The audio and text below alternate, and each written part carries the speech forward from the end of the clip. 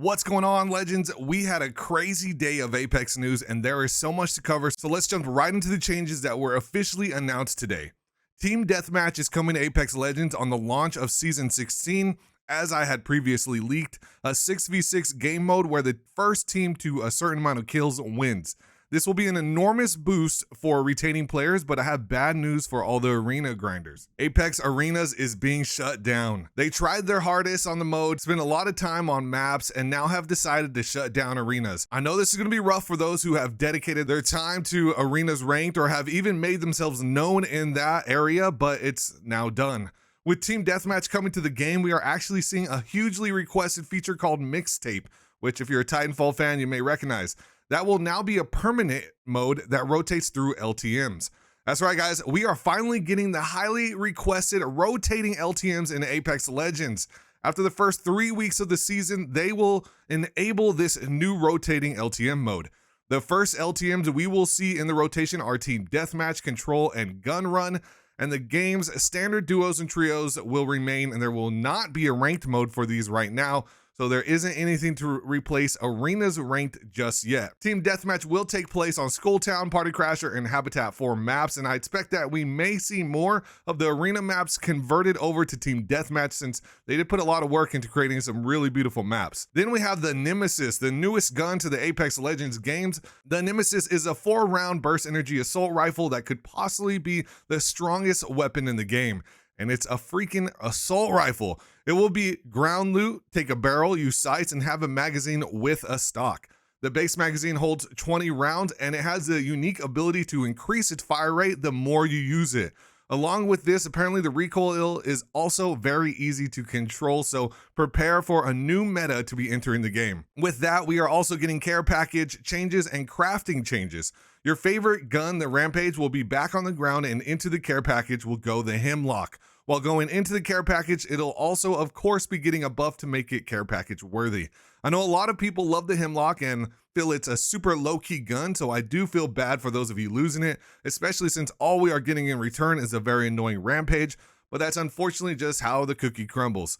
The crafter will be seeing different guns. The G7 and car will go back to the ground loot, and the Volt SMG along with the longbow will go into the crafter.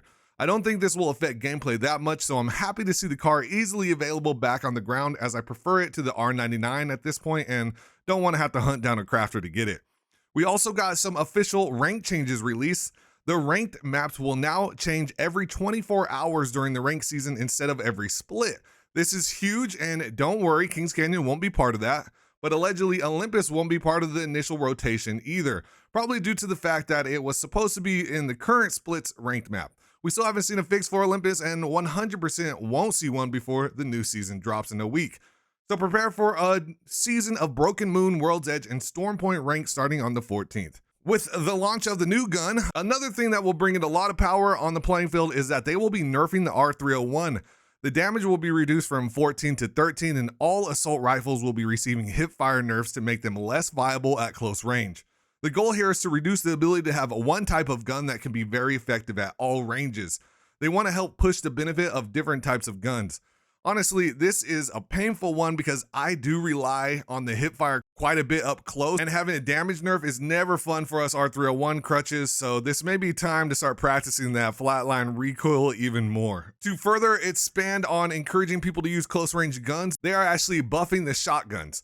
Not only will the Massive and the Peacekeeper now be able to equip standard stocks like the EVA 8, but a new golden shotgun bolt attachment is going to be added to the floor loot as well. I leaked this so long ago, it was like season 5 that I found the golden shotgun bolt, so it's nice to actually finally see it come to the game. Lead weapons designer at Respawn said the following: the golden shotgun bolt is taking a lot of inspiration from the kinetic feeder hop-up, but admits that it's tuned quite a bit hotter than the hop-up was. When you got this on a shotgun and you slide, it will take shotgun shells from your backpack and put them into the shotgun, he said. As it's much stronger than a kinetic feeder was, you'll get rounds into those shotguns a lot more consistently. He then added, just slide hopping around the basic traversal, sliding in combat, all of that is going to trigger this. Shotguns are also going to receive a small quality of life improvement to their consistency. We're going to improve the projectile size of all of our shotguns across the board at close range. He didn't go into specifics on the significance of the change, but said they are really just trying to improve the consistency in which these shotguns perform. We've all had situations where you only get one pellet and you see that 9, you see that 11, and you're like, if only it hit more pellets. So as long as you can keep your crosshairs on the target, it should feel a lot more consistent this next season. So to recap that real quick, we have the R301's damage is getting nerfed from 14 to 13. Assault rifles will now have wider spread when firing from the hip. The Peacekeeper and Massive can now take standard stocks. Improved pellet projectile sizes on all shotguns for better consistency at close range. New golden shotgun bolt attachment for all shotguns that boost fire rate and comes with an enhanced version of kinetic feeder. Now, the next big change that we have coming from .esports reporting is the firing range.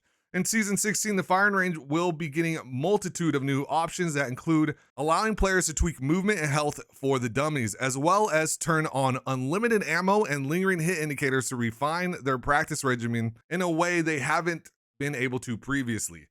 First up is the dummies, which now come with 7 settings that can be tweaked to your preference. You can practice tracking against what feels like real human targets. There will be various setting speeds for strafing, shield levels, toggle for crouching, and randomized movement intervals. We'll also have dynamic stats that appear anytime you deal damage, letting you track your performance with hard numbers you can understand. One of the more impressive settings that further improves the firing range capabilities is toggle-able hit indicators. These hit indicators show the exact impact of your shots with a temporary imprint on your UI, both marking if they hit the critical spot on a target and the recoil pattern of the unloaded clip. The recoil pattern review is the key element of this feature, allowing players new and old to better understand how each weapon works and how effectively they manage to control the kick of their weapons. Another change that will no doubt get players the most excited is they will finally feature an option to turn on unlimited ammo. No longer will you need to fill your inventory with ammo boxes from the gun racks. Instead, players can focus on maintaining their position and getting their reps in consistently. Unlimited ammo has been a long requested feature, so seeing it finally hit the firing range is a huge deal, and I'm super excited about that. I know a lot of you guys are wondering, where's all the legend changes? Well, that will be coming on the 8th. They're also going to be dropping a trailer on the 8th of gameplay, and that's when the embargoes lift for a lot of that information to be shared. So make sure you have your notifications on, you hit the like button so you can watch it live with me, and we'll go over everything on stream just like we did today. But that's going to be it for me, guys. I will see you later on Twitch. Make sure you hit the like button, leave a comment down below, and if you have any information you want to share privately with me, you can contact me on Twitch, Instagram, or on Discord. Have a wonderful day, and I'll see you at 3 p.m. Pacific Standard Time for customs.